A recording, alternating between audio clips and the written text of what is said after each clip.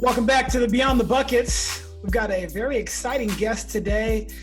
Nikki Bee, you kind of do a lot, and I'm excited to get your story and talk about some of the things that you do. So welcome to the program. Thank you. I'm excited to be here. So you are the owner of Nikki Bee Essentials, which is a woman's product line that includes tanning salon, mobile tan, and then a bunch of different products. And we're going to touch into all that. But I think one of your most noteworthy titles would be mother of two. So tell me about being a mother and an entrepreneur. At first, it was a little overwhelming because you have to really figure out your own structure. There's nobody telling you what to do. So I had to somehow create, with what I love to do. I love to be a mom and I love to run a business. So, I just kind of found my balance, and a lot of that had to do with working from home. So I just found ways to really just, bring what I love home and spend quality time with my kids and my clients. And overall, it's been very successful because everybody loves to feel on a personal level, like a good experience on a personal level. And I feel like I really bring that to the table, and my clients love that feeling as well. It's very personal. It's not just going to a salon. You're in and out. You don't know who you're going to be with, or you're actually making that appointment with me. You're coming to my home. But I made it like separated from my house. So it's not like you're not walking through my entire house. Made it very separate. So nice. I love it. Yeah, you created a whole studio, separate from your house. And I just think that's so awesome that you were able to start that. And we're going to get into all of that. I also want to talk a little bit about, I'm going to bring up some vulnerability. You had a child named Kobe that passed away. Can you tell me about what happened with that? Because, me as a father of two, I just don't know what I would do if I lost my son or daughter. And, you have so much strength and you're able to talk about it. And, people out there that are listening, might be greatly assisted by your perspective and how you've bounced back. So tell me a little bit about Kobe and, how you've been able to keep him a part of your life while still, going out and being the best person and mom that you could be.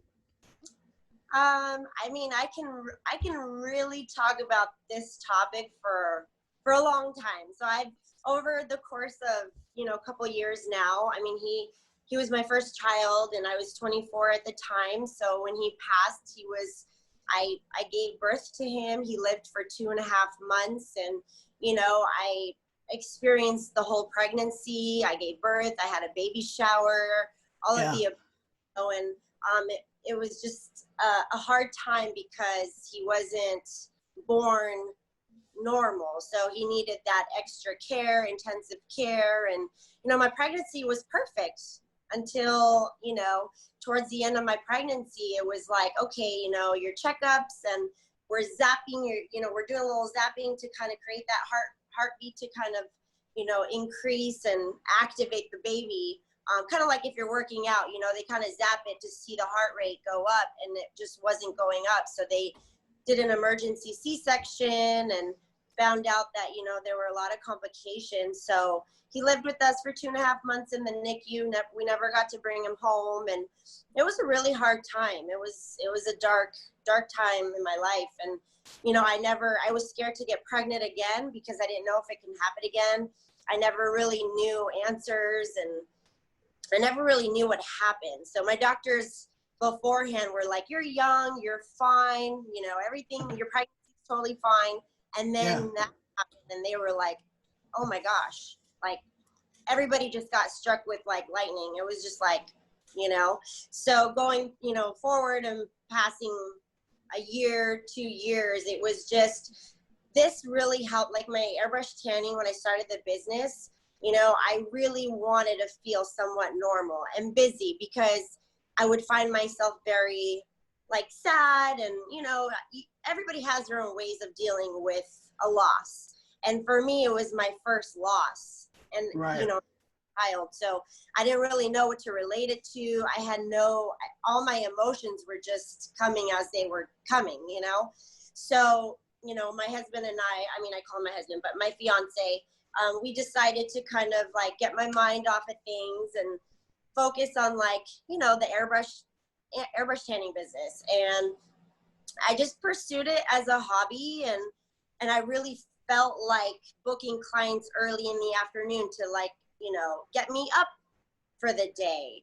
And then I started booking more clients, and then it just, you know, escalated into a full-time business. And now, you know, I do enjoy bringing Kobe J's name up because I do like to keep him alive. You know, I just feel like when I introduce him to the kids, I want them to know that, you know, they have a big brother, and we have a guardian angel looking after us, and we pray to him. And I want them to really understand the quality of life, because it, you know, it's, Yeah. I appreciate everything. Like I've always appreciated, but it's different, you know, now, because it's just in an instant, my child was gone, you know. And you know, That's got to be difficult for, you know, for a mother to go through that process. And then it's different. Like if you know, and miscarriages are not widely known, but it happens a lot, you know. But it's one thing to have a miscarriage, which we had one, which was terrible. I mean, it still hurts Maddie to this day, but having a child in your hands, and being able to hold and kiss him and hug him and love him for 2 whole months, and then him not being there.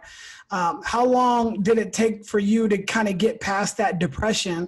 Because it's obviously a really difficult thing to go through, and just hearing your voice now talk about it, it just gives me so much hope that, you know, for somebody that's going through this, they can get through it, because you obviously have done it and thrived, and still remember him every single day. Yeah, you know, I used to write a lot, and I feel like that was very helpful. I actually wrote a book to Kobe J and expressed my feelings, my thoughts, and it's literally a book to him. So I read it to kids all the time. It's a picture book with everything that I actually went through. I would write little notes in my phone talking to him, and then I put it in the book so I didn't forget, because there were so many days where I just felt like talking to him, or, you know, nobody else could hear me out because I just felt so alone. Like, you know, Jason, my fiance, was there, but we both dealt with it so differently. For me, it was right away, like instantly. You know, for him, it was 6 months later, it really hit him, you know. And then I was rock. He was my rock in the beginning. And, but, you know, writing and just really just venting really helped, you know. And when I put that out there, a lot of actually women reached out to me like, you know, it happens. And at that time, I felt like I was just like, why, you know, I almost lost faith. And I was just like, why, you know, like, I'm healthy, I'm young, and I don't drink, I don't smoke. Like, it was just healthy. So with going forward with the new pregnancy, I was like, what can I change? Because I felt like everything was so perfect, you know? So yeah, it was a hard time. But on the flip side, you know, I do feel like we have a guardian angel. My kids now are both healthy, and I still, you know, have faith, and I pray, and I thank him for everything that I have now. And, you know. Wow. I mean, that's just an amazing story. I've heard so many people talk about journaling and writing things down, and are able to collect their thoughts in a way that is soothing. And I think that's so paramount. So, you know, I even started doing this this year when initially COVID started. I just started putting down my thoughts, and then I started doing this. This has been therapy for me, just getting everybody's story, because they're so different. Like, your story is much different from from a basketball coach that I might bring on or a life coach, but we all have different struggles, and how we go about those struggles and, attack them is really what we're made of. And now, you're able to pour that into your children. You're able to pour that into your relationship. And I just think that's so important. So for people that are listening, writing things down or journaling and even turning it into a book is really therapy. And you actually help some other people when people reached out to you about your book. So just really, truly amazing. Yeah, thank you. We met several years ago. We had a mutual friend, and that friend, I used to kind of mentor her brother. And I met your brother along the way because of basketball, and I kind of took him under my wing. I used to call him my little brother. I would take him out to the mall and let him hang out, and just he'd hang out with me all the time. We'd work out, stuff like that. So he became my little brother until he became 6'6", and then so I couldn't call him my little brother anymore. But Pat, tell me about your relationship with him, because you guys are so close. You guys love each other so much, and I've always respected the way you guys have just had an affinity for one another. Yeah, I mean, we've always been best friends growing up, and as we got older, life's, our own lives get in the way. And now that I have kids, and, I'm sure one day he will have his own, so he'll understand. But that's actually our relationship. I wanted that for my kids. We're 3 years apart. I'm an older sister, and I got that with Callie and Cash. Callie's 5, Cash is 2, and I really wanted that for them. So it actually worked out great, even to this day, if I don't hear from my brother, I'm like, what's going on? It's just a quick text or call. I just want to know how you're doing, even though everything is, kind of the same right now, but I always love to check in. And I don't see him as often. I don't see him as often as I would like, but that's, our lives are different. It's, but No thank doubt. God, social media and FaceTime. Well, your brother was a great basketball player, and we still talk and keep in contact. So I'm glad you're keeping him in line out there in Vegas. Yeah. Speaking of Vegas, you moved out there at age 21 with, what was your plan when you initially got out there? And, and basically we'll start telling the story of how you became Nikki Bee and doing all the things that you do now. Yeah. So before I moved out, I was just kind of working 3 jobs in San Jose, and I was just like turning 21. And, I was at that point where I finished West Valley College, and I just, like communications, like business, and I just didn't know like what I really wanted as far as like pursuing. And I know I've always been into hospitality, so I was like, you know what, UNLV has the best hospitality program, and Vegas, it's not so far, so I didn't feel like it was too far from my family. Right. It was 8-hour drive or a 1-hour flight. So my mom helped me pack up the U-Haul one night, and I just moved out here with a friend at the time. Her and I both didn't know anybody, and we were like, sure, let's just move out there, and started working, a little bit here and there, and then went to all the pool auditions that everybody talks about. I'm 21. I'm like, I have no idea what I'm getting myself into, and got hired at a company that I'm still working for as like one of my fun jobs.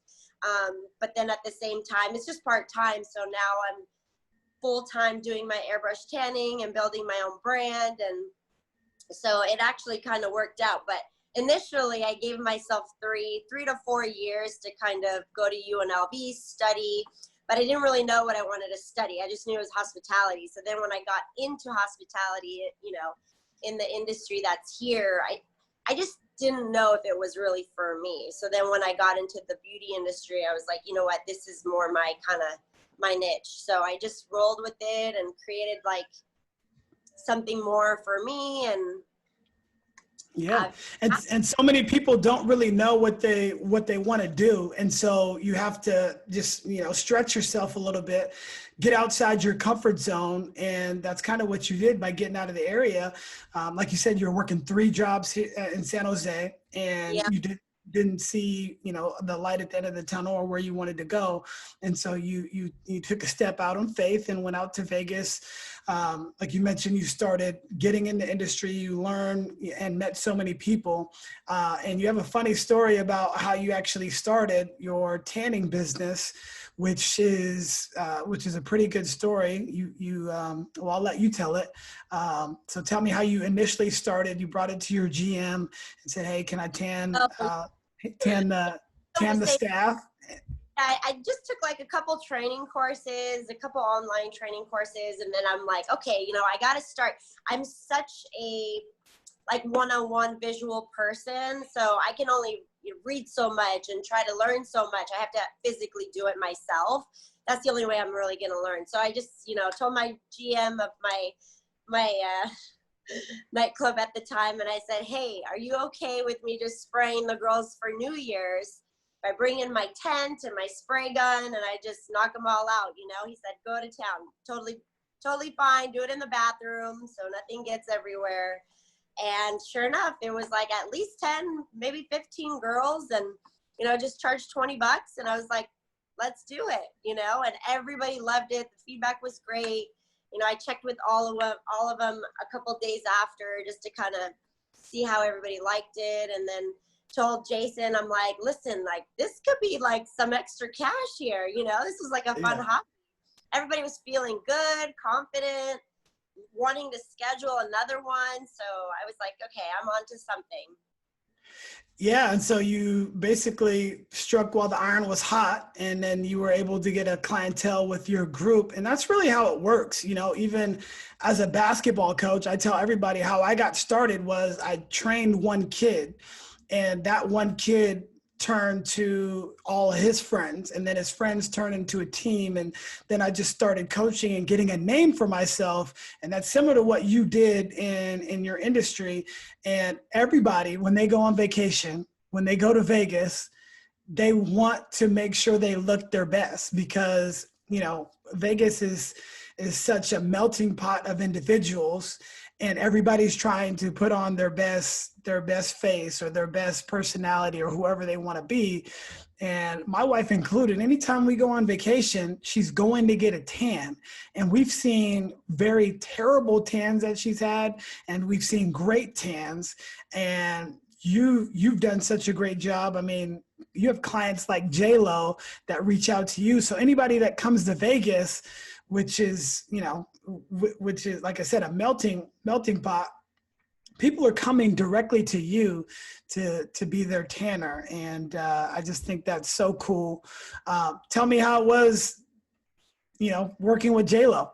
Well, so I didn't physically get to spray her because, with celebrities, you have to be available like right away. So it was like a midnight call kind of thing. She was at dinner. I was on standby. And it affected my other job because I used to work the nightlife. So I go in at 11. So, and, with requesting time off, you can't just be like, hey guys, I'm not showing up. So, right. I obviously didn't get to, have that opportunity, but they have my contact. I do get like a lot of influencers reaching out to me for tans that they pay for, and they love their tan, and then I'll do little collabs where we kind of do like free tan giveaway. But overall, like I feel so like blessed because, my tans are very natural looking, but at the same time, it's still like a vacation tan. So it's nice that they kind of get both.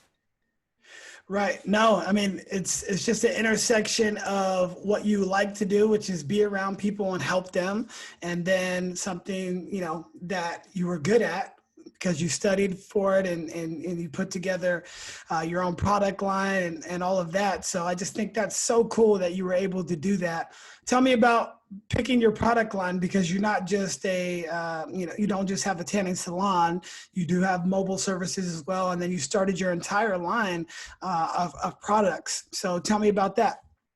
Yeah, so over the years, there's so many. I mean, it was overwhelming when I first started. It was just like trying to figure out how to kind of stand out.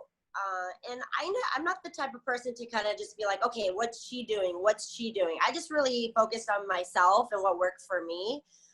So I just picked a couple brands and I just kind of rolled with it in the beginning. And I just wasn't fully satisfied with the feeling on the skin and how it looked. And so reaching out to a manufacturing company that actually, makes spray tan solution. And I was like, hey, this is what I want. This is what I don't want. Can you make this happen for me? And, over the course of months, even like up to a year, it was just perfecting that solution that I wanted. And for a long time, I was like, gosh, I don't even think I'm going to get this. It was hard. It's hard, Right. but I stayed in and, and finally got it. What would you tell other entrepreneurs that want to start something? Just honestly believe in yourself, because if I was to start the same business now, I would still do it. I mean, there's so much competition everywhere. Like from when I started till now, I mean, there's probably hundreds of spray tanners in Las Vegas. And I feel like when people start to notice that you're doing well and they, whether it's good or bad, you're doing something right. If you're getting that traffic and you're getting that, like I get along with everybody. I'm very neutral. Like I love my family. I work and I go home. There's no drama around me. So it's like, I just feel like if you really focus on what you like to do and you don't pay attention to all the other stuff, just stay focused. Right. It'll always work out if you just put all your time into it. You can't just be like, oh, I'm just going to do this a little today and then a little bit tomorrow. Like it's all in, Right. And you've been focusing more on mothers now, since you are obviously a mother. And tell me about that, because I think mothers, they don't get enough credit for what you guys do every single day, day in and day out. I see it. I know Jason sees it with you. So tell me why you've decided to focus on mothers and, their beauty and helping them. I can truly relate to moms now. Like before, it was just kind of like I think I know, but I really do know. And, as a mom, we don't really have time for ourselves. And, we think we do, but even if it's just getting out of the house for an hour to do our nails, that's the only time that we get. And so when I, created my self-tanning line, I was just like, you know what? Not a lot of moms can just like spray tan on the weekly, because, a tan only lasts like a good week, maybe 10 days if they really take care of it. So it's definitely something that they have to upkeep if they like tanning, So with my self-tanner, I was just like, moms don't have a lot of time. So I'm going to create this product to kind of mimic my spray tans, a natural tan in a bottle. You just do it yourself. And it's been great. A lot of moms are like, oh my gosh, like just a little tan goes a long way, with your feeling, like your confidence, like just everything looks better. You just feel healthy. We don't have time to lay out and, you don't even want to damage your skin like that. Even if it's like 20 minutes, you already feel bad because you've left the kids. Right. No doubt. Give me some, Vegas has this mystique. People that have been there obviously know what it is. And people that haven't been there, they have this preconceived notion. You live off the Strip. What is life like off of the Strip? Because people only focus what's going on there and, the nightlife and all the craziness. But what, from your perspective, is it like just living off there? Because it's so different if you haven't really been a part of it. Because most people, when they visit, they just visit the Strip. And, they don't know, they don't go to Summerlin, they don't go to Henderson. So tell me about that. Yeah, it's very interesting because we literally live maybe 15 minutes from the Strip and we never go to the Strip. It's just like recently my husband, Jason would like do a bike ride down the Strip, like 6, 7 at night. It's beautiful, like not really touristy, but it's just, before the pandemic, it was just like overwhelming with tourists, and when you live here, you don't want to be around all that crazy madness and drunk people walking around with drinks. And so now that we live here, but still somewhat close, there's so much to do as far as like family stuff. Like I feel like we have a hockey team, we're getting a baseball team. Like it's starting to be a lot more family oriented from when I first moved out here. They have like tons of like indoor playgrounds and they make it work here, like I feel when I moved here, I was like, oh my gosh, like an indoor playground is so awesome. It's so hot Right. here. And they still get that experience, like playing with kids and, so I don't mind living here. I don't know if I fully want to like raise my kids here. I do have so much going for myself, as it is right now, but I think it's just if we raise our kids right and morally and just like overall understanding like what Vegas is and where we come from, I feel like they'll be fine, but the dropout rate's pretty high out here in Vegas, Oh, really? unless Okay. private school. Yeah. So it's a little scary, but it's a different school system out here. So I'm just still learning as I go, but I'm very involved with my kids. I feel like that really makes a difference. Definitely. What do you Yeah. think is next for you, with your company, and how do you feel you're going to continue to grow? Honestly, I just, keep doing what I'm doing. I feel like there's never an off button to build your brand. I feel like you can always scale your brand, even if you feel like it's, where you want it to be at. So at this time right now, I'm working with an investor to help scale my business and take it to a whole nother level that I probably can't even imagine. So I'm just, trying to really put in all my hard work and just staying consistent and keep doing what I keep doing and then let it just kind of roll. How have you been able to build such a big following on social media? Organically, following people that are interested in what I'm doing and just reaching out and, really just having that personal connection with the followers, like my market, like I said, is moms and women and people that enjoy what I'm doing. So not so much males, but I do have some male clientele too. But I look for the moms, like I'll follow moms and entrepreneurs and then usually get a follow back. So It's hard to do. I've been trying to do that too. I don't want anybody to know all my information and all that. So that's been one thing that's been hard for me, but yeah, it's difficult to do to stay consistent with it. And you mentioned that.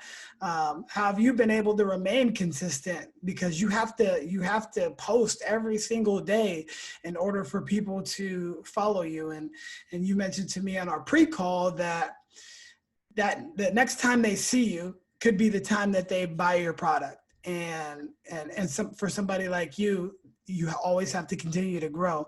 So tell me about those difficulties.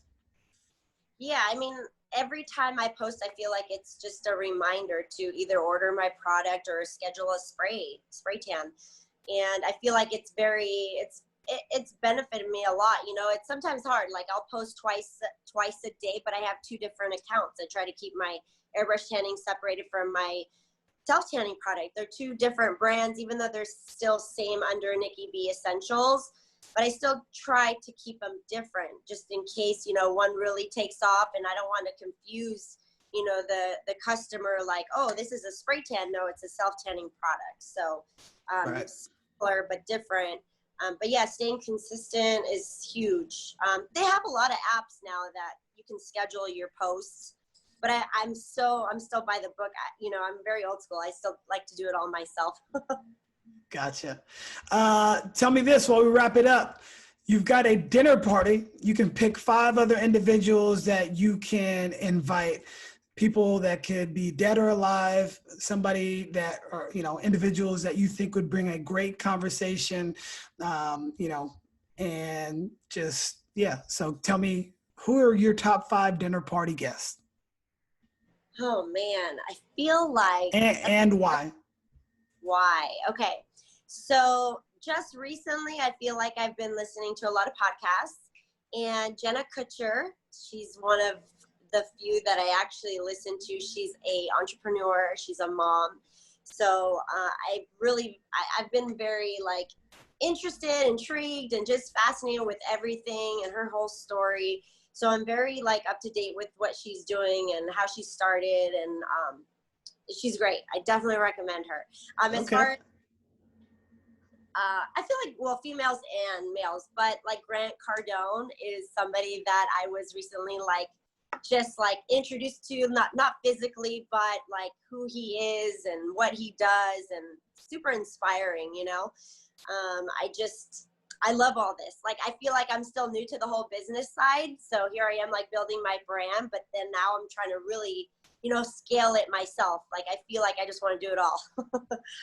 Definitely. As far as, you know, like the beauty side, you know, I've always, going back to J-Lo, you know, I feel like she's always been an idol, and just all around like beautiful, talented, you know, she could probably do it all, you know, I know she can. So I feel like She's a great one because she's reinvented herself so many times. so, You yeah. know, I remember back when she was on In Living Color, back in the day. I don't know if you remember that, but I do. And she came up as a dancer, and she was a musician, you know, artist, and then an actress, and you know, now she produces a whole bunch of different shows, and it's just amazing to see people reinvent themselves. And I think that's a key thing for any entrepreneur, is to always reinvent yourself, because you're only going to be able to go down that stream of revenue for so long, and you're going to have to diversify at some point. And if you don't diversify, well, look at 50 Cent and look at Ja Rule. They were in the same category, and 50 Cent diversified and Ja Rule didn't. And Ja Rule is making infomercials for God knows what. I saw one the other night. I was like, what is this? So yeah. Two more. Oh man, this is hard. I've never even thought about this before. It's funny because I feel like I don't really have like people that I look up to. I've always just been so in my own bubble that I've never like wished like, gosh, I really wish I was her or him, you know. I'm the same way as you. Like, you know, the people that I look up to in the basketball world, if I meet them, or, you know, we've seen a lot of them in Vegas, and they'll just walk by, and Maddie's like, "Are you going to say hi?" I'm like, "No, he's just a guy like me," you know. So, how about Kobe J? Kobe J got Kobe J's got to go to your dinner party. So one more final one. I mean, even just Jason in general, like he's been my rock since day one. He's like my number one supporter. And whether I make the right decision or not, he's there. Like no judging, like whatever makes you happy. Like he's like my number one fan. So I feel like if it wasn't for him, I probably wouldn't be like as far or, you know, as I am today, because he's really always in my ear. Like, you can do that. Like, don't ever sell yourself short. Or I just hear excuses, you know, so he's always trying to like push me, and I'm like, you're right, you know, you're right. And I need that, because everybody around me is just like, you're doing so great, like whatever you're doing, like keep it up. But he's like, keep going, like you're just making excuses for yourself. So he's got to be at that table. Definitely. Well, hey, you're doing really great things. I'm so happy and proud for you. You show all mamapreneurs out there that you can do it. And, you know, thank you for your time, because I know you're teaching summer school for the kids, and running your business, and being that super mom that you are. So thank you so much for your time. I know you're going to thrive, and everybody go check it out. Where can everybody follow you? So My Liquid Confidence is my self-tanning line. And then Nikki Bee _airbrush tanning are both on Instagram, Pinterest, you know, Facebook. I try to create a couple different platforms to find, you know, different customers and clients and fans. So awesome. Well, we'll put that in the show notes. Thank you so much. And whenever I can come back to Vegas again, we'll see you and see Pat. So what's that? Oh yeah, for sure. Yeah. We need a discount though. We need a discount. You got it. You got it. All right. Well, thanks, Nikki. All right, Chris. Thank you. Thank you for listening to the Beyond the Buckets podcast. Please remember to subscribe, rate, and share the show with your friends. And until next time, take care.